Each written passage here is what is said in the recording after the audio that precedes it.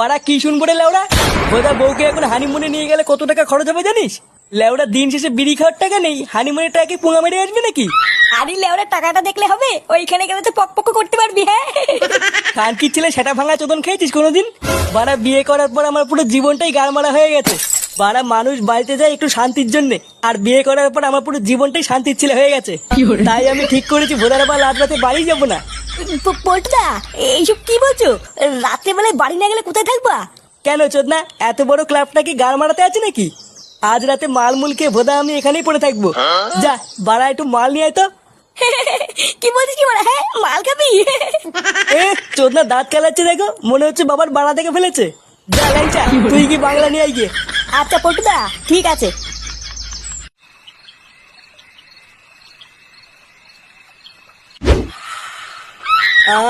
বাড়া শান্তি।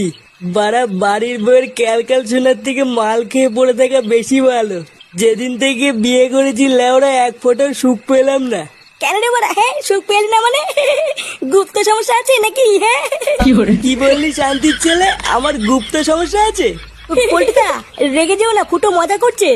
বাঞ্চর যদি নেশা না হতো না, এখনই আড়ালে নিয়ে গিয়ে তোকে পোজ মেরে দিতাম, দেখতিস। বাড়া আজকে নেশাটা একটু বেশি হয়ে গেছে। পল্টুদা একটা জরুরি কথা আছে, তোমাকে তো